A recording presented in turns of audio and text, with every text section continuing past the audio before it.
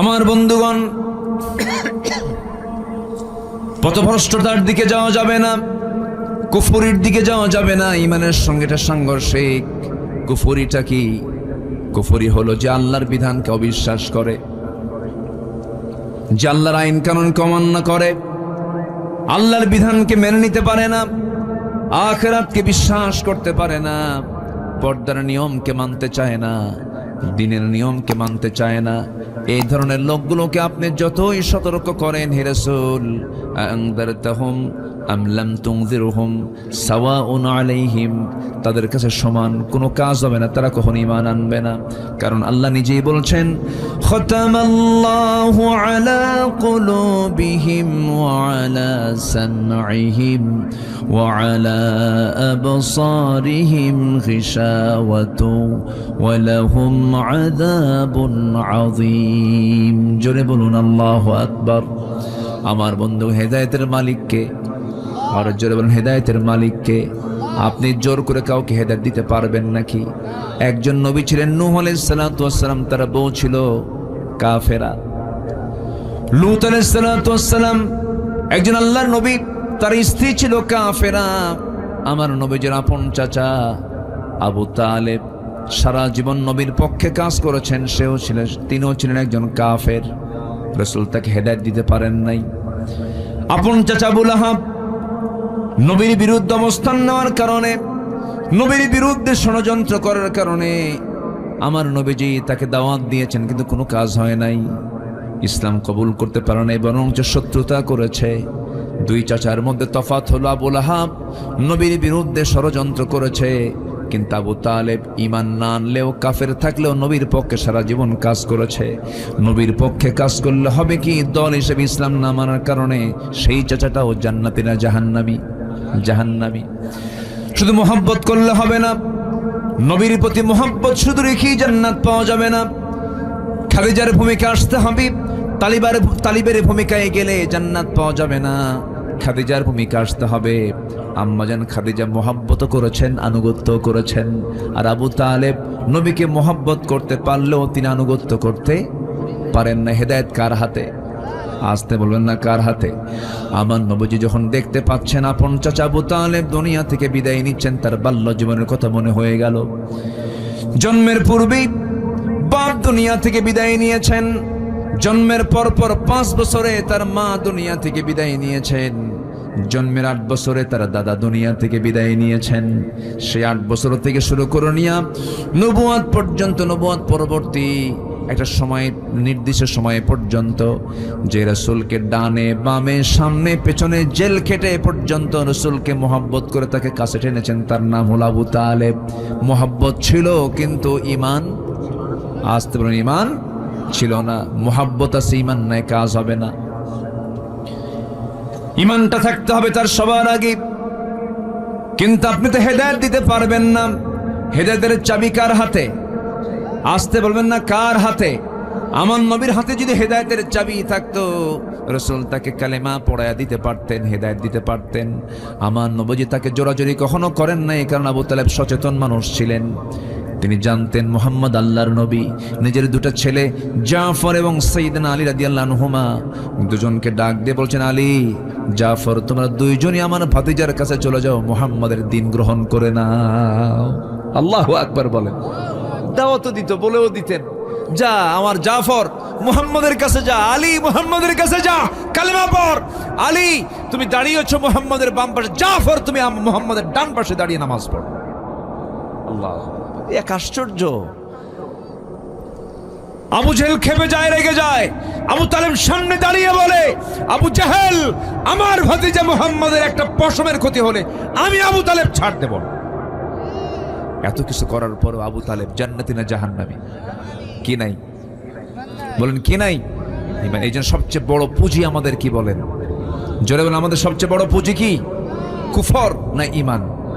কুফর না ঈমান? শিরিক না ঈমান? বেদাত না ঈমান?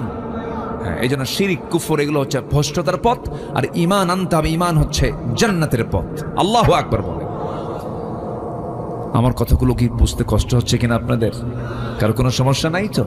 জোরে বলে ইনশাআল্লাহ। একটু ধীরে ধীরে আমরা 10টা কারণ বের হলেই আমরা আলোচনা শেষ করে দেব। ধীরে ধীরে একটু সময় দেন আমাকে। আমার মায়েরা বসে আছে তো নাকি? মায়েরা বসে আছে তো? বলি আলহামদুলিল্লাহ। আমার নবী প্রথম দাওয়াত দিয়েছেন পুরুষ মানুষকে না মহিলা মানুষকে? জোরে বলেন। সেটা কি বাইরের না ভিতরের? ভিতরের। মা প্রথম ইসলাম কবুল করেছে একজন মহিলা। আল্লাহু আকবার বলেন। হ্যাঁ, হারামের বাসিন্দা প্রথম একজন মহিলা। আল্লাহু আকবার বলেন। হযরত আলী সাল্লাল্লাহু আলাইহি ওয়াসাল্লাম প্রথম ইসলাম কবুল করেছে একজন মহিলা, প্রথম জীবন দিয়েছে একজন মহিলা। আল্লাহু আকবার বলেন। মেয়েদের অবদান কি কম?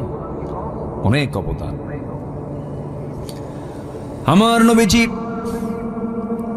জাবালে নূর থেকে কোরআন যখন নাযিল হলো, কোরআনটার সাথে নিয়ে জাবালে নূর থেকে আস্তে করে বের হলেন। ঘর থেকে, জাবালে নূর থেকে, গুহা থেকে বের হলেন। 5 বছর ধ্যানমগ্ন ছিলেন, সত্যের অনুসন্ধান তিনি করছিলেন। তার কাছে সেই ফেরেশতা আসলো যে ফেরেশতা আগের নবীদের কাছে এসেছেন। নবীজির হাতে আল্লাহ কালাম দিয়ে দিলেন, কোরআনে কারীম নাযিল হয়ে গেল। 5টা আয়াত নিয়ে আমার নবীজি জাবালে নূর থেকে নামলেন। নেমে ঘরের সামনে গিয়ে দরজায় গিয়ে কড়া নাড়লেন, দরজা খুলে গেল।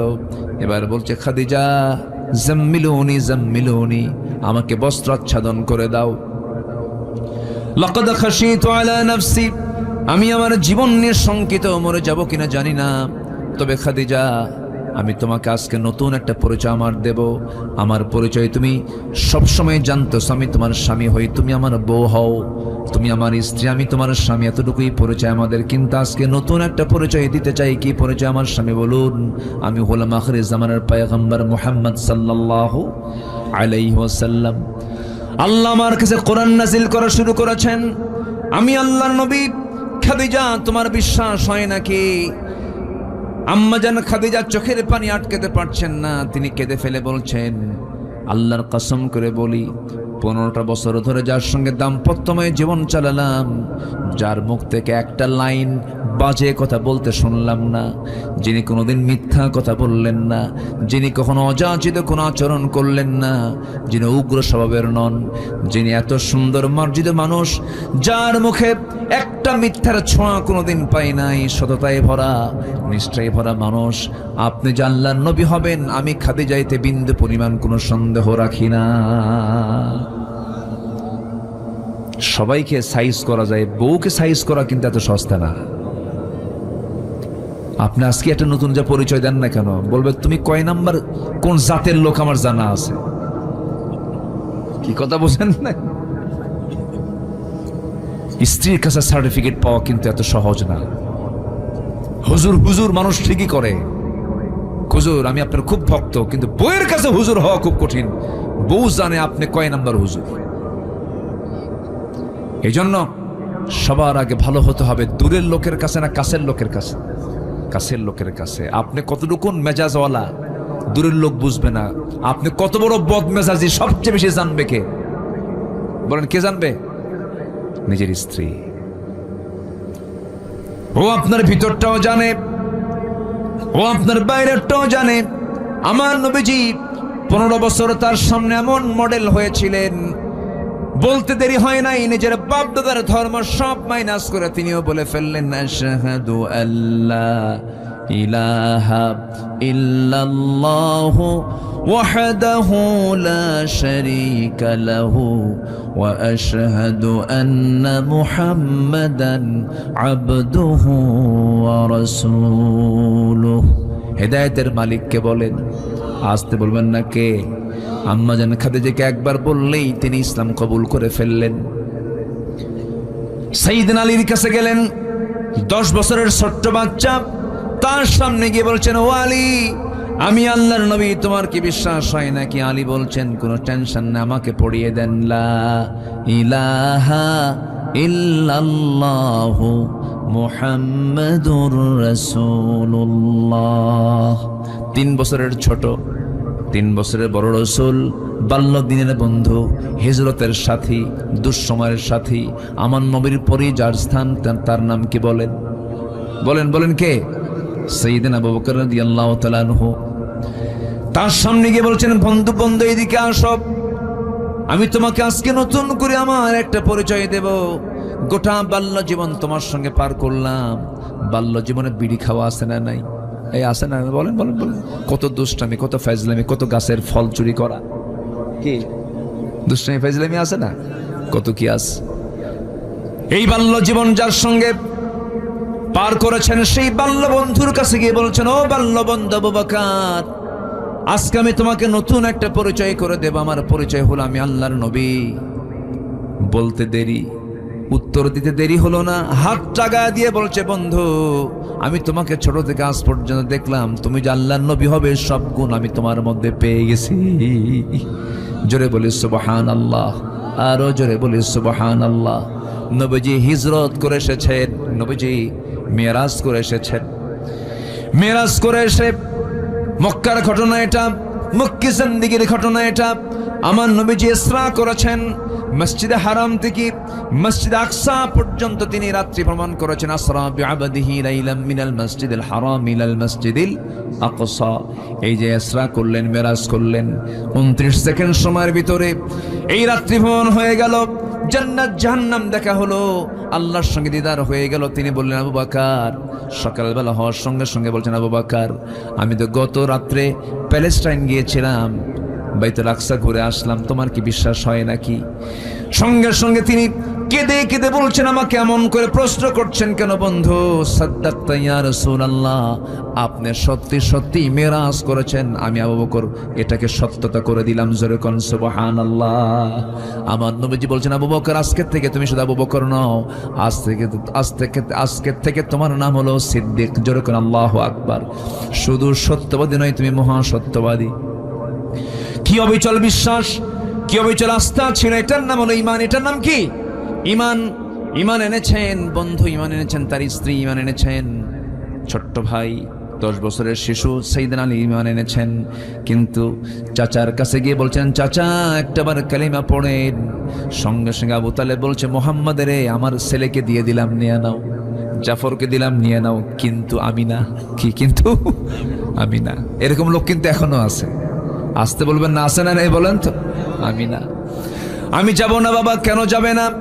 কেন কালিমা পড়বেন না? সঙ্গে সঙ্গে বলে ফেলে, হাসবুনা, যথেষ্ট।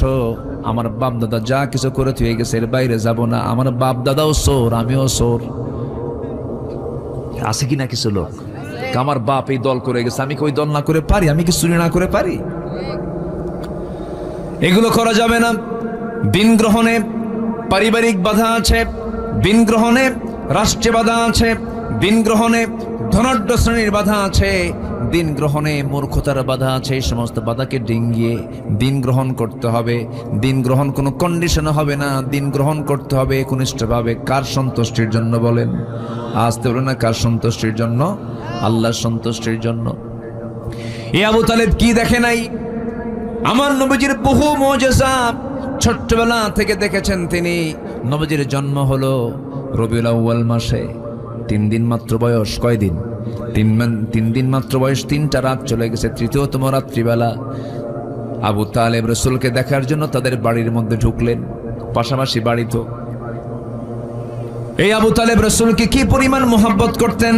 নিজের সন্তানকে অন্য বিছানায় রেখে রাসূলকে বুকের মধ্যে জড়িয়ে রেখে ঘুমাতেন। আহারে, আমার মুহাম্মদের বাপ নাই, মা নাই, বুকের মধ্যে জড়িয়ে রেখে ঘুমাতেন।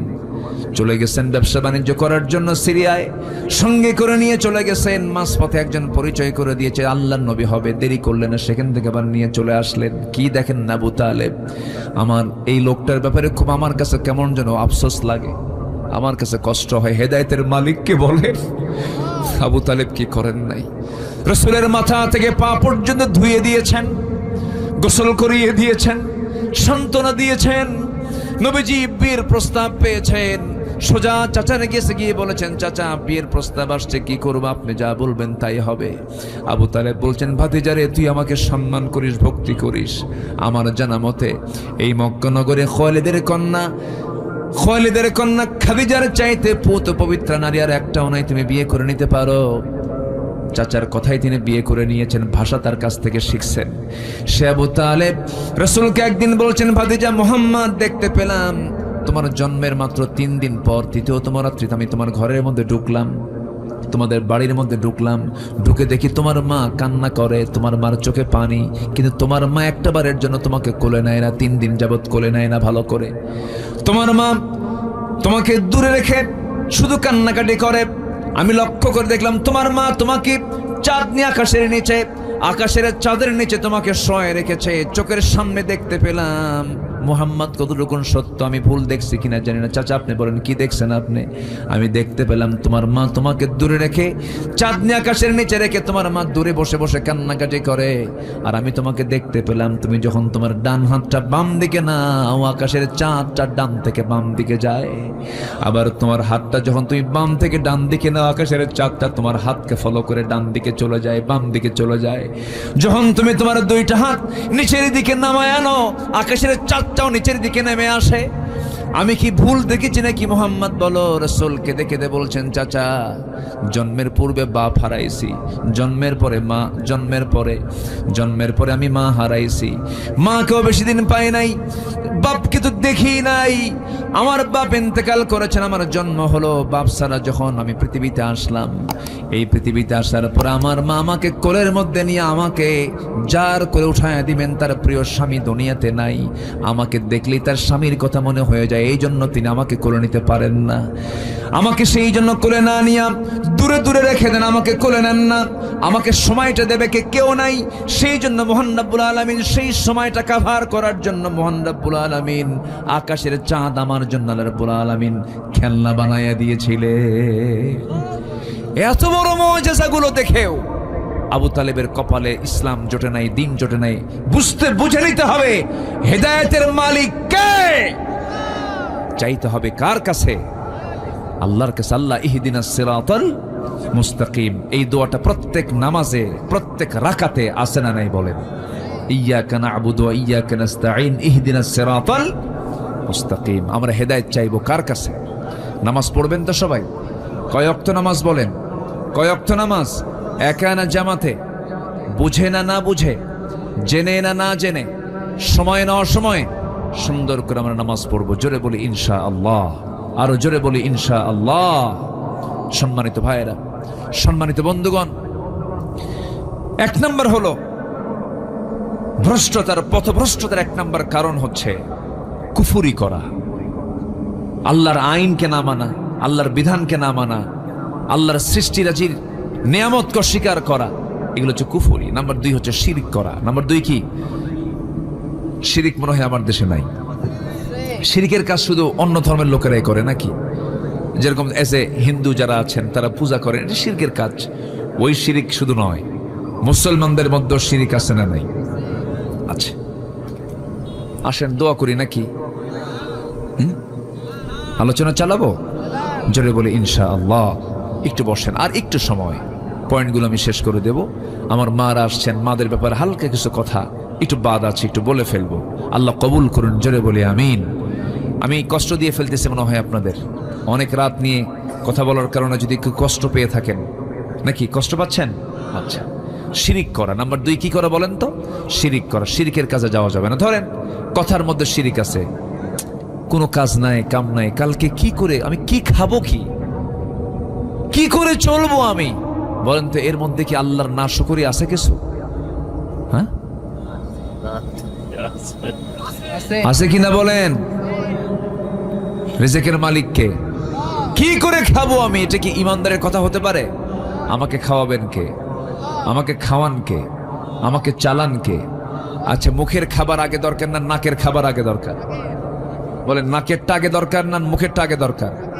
নাকেরটা কে খাওয়ান? সরাসরি কে দেন? যে বলে আল্লাহ আমারে খাওয়ায় কেমনে, সোজা নাক চেপে ধরবেন। কি চেপে ধরবেন? যে বলে আল্লাহ খাওয়ায় কেমনে, নাক ধরবেন চেপে, দেখ কে খাওয়ায়। যেগুলো এসেনশিয়াল, বেশি জরুরি, সব আল্লাহ পাক ফ্রি করে দিয়ে। আকাশের চাঁদ, চাঁদের আলো ফ্রি, লিতাহাতাদু। এরপর আকাশের সূর্য ফ্রি, অক্সিজেন ফ্রি, সব আল্লাহ পাক সরাসরি খাওয়ায় দেন। আল্লাহু আকবার বলেন।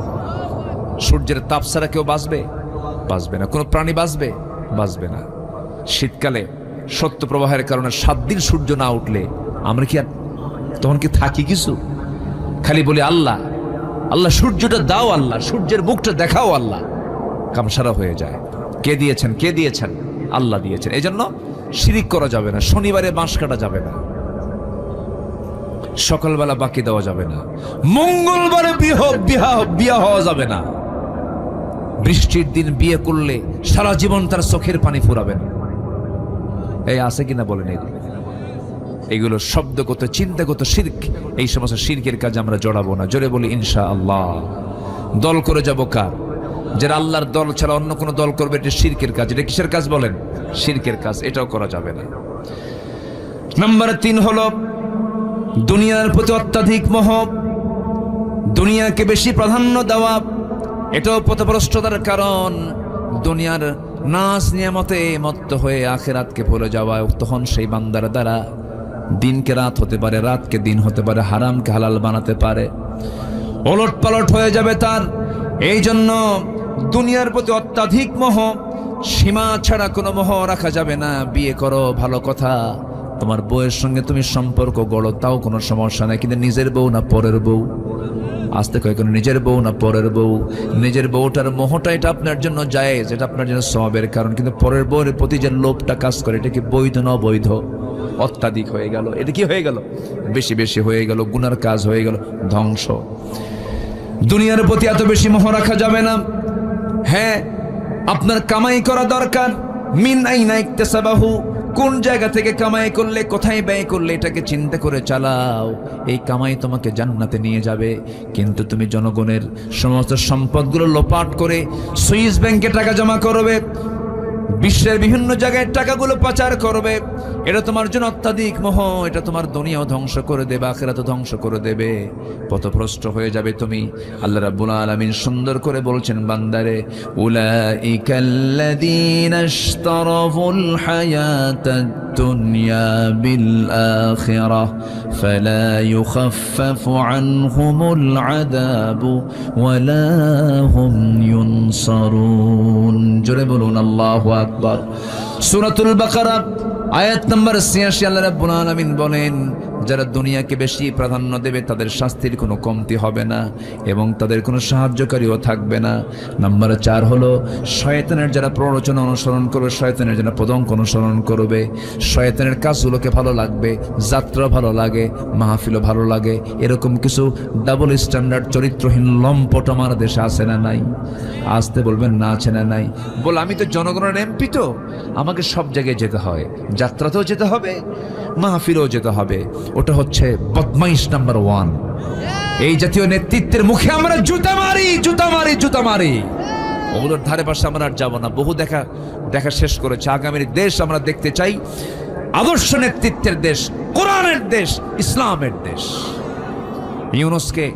ডক্টর ইউনূসকে আমি ধন্যবাদ দিই, যদিও তিনি ইসলামী দলের কোনো লোক না, ইসলামী ব্যক্তিত্ব না, কিন্তু তার মধ্যে কিছু ভালো দিক আমরা পেয়েছি। কিছু ভালো দিক তার মধ্যে আছে না নাই বলেন? আছে। ভালো লোকটার নামই তো সুন্দর, তাই না? 2 নবীর নাম একসঙ্গে নেওয়া, মুহাম্মদ, ইউনূস। বিপদে পড়লে কোন দোয়া বলেন? বিপদে পড়লে কোন দোয়া? আবার আমার দেশ যখন মহা বিপদে পড়ছিল সেই সময় আসছে ওকে, দোয়ার নাম কি? ইউনূস। আমি আমার বুদ্ধি বয়সে যতগুলো বসন্ত আমি পার করেছি আমার জীবনের, আমি আমার বুদ্ধি বয়সে আমি কখনো দেখি নাই আমার দেশের রমজান মাসে রোজাদাররা খাদ্য সামগ্রীর দাম কমাইছে। দেখি নাই। এমন রোজা রাখছে, রোজার বরকতের দাম ডাবল। ঠিক আছে না? কিন্তু দাম কমছে কোন বছর? এই দোয়া ইউনূসের বছর। কি ঠিক আছে না? পেঁয়াজের দাম একদম হাতের ভিতরে, সাধ্যের মধ্যে দাম ছিল না। মানুষ তৃপ্তি মতো রমজান মাসের জিনিসপত্রগুলো কিনেছে, রোজা রেখেছে। রমজান মাসে জিনিসপত্রের দাম কমানো ভালো। এই রমজান মাসে সমস্ত খাদ্য সামগ্রী একদম স্বাভাবিক ছিল। গতকালকে দিনাজপুরে আমার মাহফিল ছিল, দেখি যে আলু বিক্রি করতেছে। এলাকাতে আলু হয়, আলুর কেজি মাত্র 9 টাকা। কয় টাকা কেজি? 7 টাকা, 9 টাকা কেজি হলো দিনাজপুরে, যে কালকে দেখে আসলাম। তো এই যে একটা খাদ্য সামগ্রীর মানুষের আয় এবং ব্যয়ের যে লেভেল একটু হলেও সমতা হয়েছে। কেন জানেন? ইসলাম না মানলেও কিছু কিছু মানুষ আছে, দেখবেন কিছু হিন্দু আছে মিথ্যা কথা কয় না। আছে কিনা বলেন? আছে না? আছে না? নাই আছে। আপনি যদি জুলুম না করেন, আপনি যদি কারো প্রতি যদি জুলুমের বোঝা না চাপায় দেন, আল্লাহ পাক একটা কাফেরকে দিয়েও রাষ্ট্র ভালোভাবে চালাতে পারেন। জুলুম করা যাবে না। দীর্ঘ 16 বছর আমরা কি নিরাপদে ছিলাম না জুলুমে ছিলাম? নিরাপদে না জুলুমে? এই মাহফিল যদি ওই প্রেক্ষাপট থাকতে হতো, হলেও ডানে বামে কিরামন কাতিবেন বসে থাকতো, আর মাঝে মাঝে হুমকি দিত, থানায় ফোন দিয়ে বলতো বক্তার গতিবিধি ভালো না, তাড়াতাড়ি ফোর্স পাঠায় দেন। কি কথা কি বুঝতেছেন আপনারা? এগুলোই করত বদমাইশ। এখন একটা মহল চাচ্ছে তাড়াতাড়ি নির্বাচন হয়ে যাক। আমাদের দাবি হচ্ছে প্রতিটি হত্যার বিচার বাংলার মাটিতে আগে হতে হবে। ঠিক কিনা বলেন? এই প্রেক্ষাপটে যাদের রক্ত ঝরেছে সেই রক্তের সঙ্গে বেঈমানি আমরা করতে পারবো না। সস্তা সস্তা ক্ষমতা পেতে চাও না, আমরা এটা হতে দেব না। চাঁদাবাজি শেষ হয়নি, চাঁদাবাজি এখনো আছে। চাঁদাবাজদের চিহ্নিত করতে হবে, অসৎ নেতৃত্বের মুখে থুতু দিতে হবে, বাতিল নেতৃত্বের মুখে থুতু দিতে হবে। আগামীর সরকার আমরা দেখতে চাই নামাজের সরকার, কোরআনের সরকার, ইসলামের সরকার। আমরা সব দেখা শেষ করেছি, এখন আমরা দেখবো এখন ইসলামের দেশ। আল্লাহ কবুল করুন। জোরে বলি আমিন, আরো জোরে আমিন। কষ্ট দিয়ে ফেললাম, কষ্ট দিয়ে ফেলতেছি আমি নাকি? ফজর পড়বেন কারা কারা? হাত তুলেন দেখি, ফজর পড়বেন কারা কারা? জোরে বলি আল্লাহ আমাদেরকে ফজর, জোহর, আসর, মাগরিব, এশা 5 ওয়াক্ত সালাত আদায় করার তৌফিক তুমি আল্লাহ দিয়া দাও। জোরে বলি আমিন, আরো জোরে আমিন, আরো জোরে আমিন। নাম্বার 4 হলো শয়তানের প্ররোচনা অনুসরণ করলে পথভ্রষ্ট হয়ে যাব। শয়তানের বহু ফাঁদ আছে। লটারি ধর, কি বলেন বলেন, কি ধর? শয়তান কি কয়? ধর লটারি। এই যে প্ররোচনা, ক্যাসিনো, ফ্রি ফায়ার, পাবজি। যুবকরা কিন্তু ঠিকই টের পাচ্ছে আমি কোন দিক দিয়ে দিচ্ছি। এই যুবকরা, এই সমস্ত অনলাইন গেমিং, এগুলো সব কার ফাঁদ? কার ফাঁদ? কার ফাঁদ? শয়তানের। এগুলো করা যাবে না। ইন্নাশ শাইতান ইন্নাশ শাইতানা লাকুম আদুউন ফাত্তাখিযুহু আদুওয়া। আর শয়তান মানুষকে সত্যতার দিকে ঠেলে দেয়, শয়তান মানুষকে বিপদগামী করে ফেলে। শয়তানের কাজই হলো বান্দাকে কেমন করে পথভ্রষ্ট করে জাহান্নামের লাইনে নিয়ে যায়। এই জন্য ওই সমস্ত কাজে আমরা জড়াবো না। জোরে বলি ইনশাআল্লাহ। কোনো নেশার দিকে আমরা যাব না। জোরে বলি ইনশাআল্লাহ। নাম্বার 5, আল্লাহর আয়াত বিধিবিধানকে নিয়ে যারা বাকবিতণ্ডা করে, এই আয়াত চলবে না। এই আয়াত এই বর্তমান দুনিয়াতে চলতে পারে, এরকম আছে না? বলার মতো লোক আছে কিনা বলেন? কি আইন চলে? একটা মানুষকে প্রকাশ্যে ধরে সাতক্ষীরার মোড়ে জেনা করেছে বলেই তাকে পাথর মেরে এবং সবার চোখের সামনে তাকে কতল করে শেষ করা হবে। এটা অমানবিক। দেখছেন কি মানবতা? হ্যাঁ, কি মানবতা দেখাচ্ছে। অথচ জেনার ফলে এমন মরণ ব্যাধি হচ্ছে, একটার কারণে হাজার হাজার মানুষের জীবন চলে যাবে। অবৈধ জেনা মানে সেখানে অসুস্থতা, মহামারী, বিভিন্ন রোগ দেখা দিয়ে দেয়। এই জন্য জেনা আছে যেখানে, শাস্তি সেখানে দুর্বল না মজবুত? মজবুত শাস্তি সেখানে নিশ্চিত করতে হবে। আল্লাহর বিধিবিধানকে নিয়ে কখনো বাকবিতণ্ডা করা যাবে না। নাম্বার 6, অহংকার বসে আল্লাহর হুকুমকে অমান্য করা। এরকম বহু লোক কিন্তু আছে। অহংকার করেছিল শয়তান। অহংকার কে করেছিল? শয়তান। ওয়াইদ কুলনা লিল মালাইকাতি ইসজুদু লিআদম ফাসাজাদু ইল্লা ইবলিস আবা। অস্বীকার করলো। ওয়াস্তাকবারা, অহংকার করলো।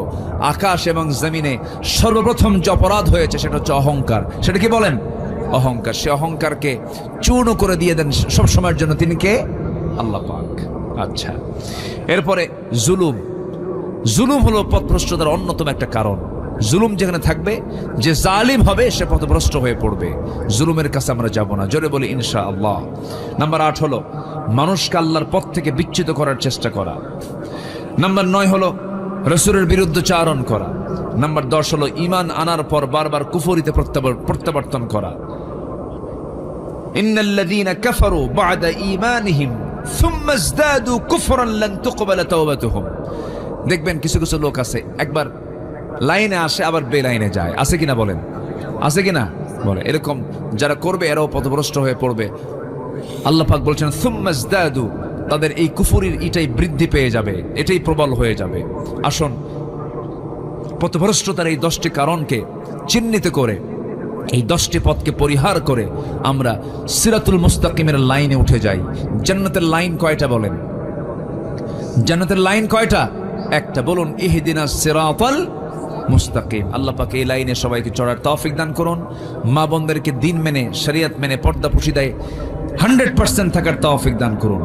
খালাতো ভাই, মামাতো ভাই, দুলা ভাই, দেখা করা জায়েজ, আস্তে দেখা করা জায়েজ নাই। এবং খালাদেরও সতর্ক থাকতে হবে যে বোনের ছেলে আমার বাড়িতে ঘন ঘন আসে কেন, আর সালাম ঘন ঘন দেয় কেন, খালাম আসসালামু আলাইকুম, খালাম মানে খালাতো বোন একটা আছে। এগুলো খালাকে চিহ্নিত করতে হবে। 100% পর্দা নিশ্চিত করার চেষ্টা ফ্যামিলিকে রাখতে হবে। বেড়া ক্ষেত খায়, কি ক্ষেত খায়? এলাকায় আছে নাকি কথা? হ্যাঁ, বেড়াই কিন্তু ক্ষেত খায়। দূরের মানুষের ক্ষতির চাইতে কি কয়? বেড়া কাকড়। কাকড় কি? ও, বেড়া কাকড় খায়। ও, আমাদের জেলামির মহোদয় এই কথাটা বলছিলেন তার আলোচনায়। আমি হয়তো কাকড় কি, আমি এটা ভাবতেছিলাম। জি ঠিক আছে। এই জন্য এই দুলা ভাই ধরেন দেবর, দেবর দেবর হচ্ছে মৃত্যু তুল্য, বলেছেন মুহাম্মদ সাল্লাল্লাহু আলাইহি ওয়াসাল্লাম। দেবর আল হামু আল মাউত। দেবরের সঙ্গে দেখা তো করা যাবে না, ধারে বসে যাওয়া যাবে না। কি কথা কি বুঝতেছেন? ভাবি দেবর দেখা করা জায়েজ। অনেকে বলে আমার বড় ভাইয়ের বউ ভাবি আমার মায়ের মতো। দেখছেন কি ফালতু বেসাল এগুলো, এগুলো ফালতু কথা, এগুলো কথার কোনো মূল্য নাই। ভাবি যদি মায়ের মতোই হয়, ভাই যদি মরে যায়, বিয়ে করা জায়েজ আছে না নাই? তাহলে মা হয় কেমন? যেটা জায়েজ হয় সেটা কোনদিন মায়ের মতো হয় না, কখনোই না। দুলাভাইয়ের হুন্ডায় চড়া যাবে না। কিছু দুলাভাই আছে বউরে তোলে না, খালি হুন্ডায় তোলে শাড়িরে। এরকম আছে কিনা বলেন? ওটা কি ভালো দুলাভাই না বদমাইশ দুলাভাই?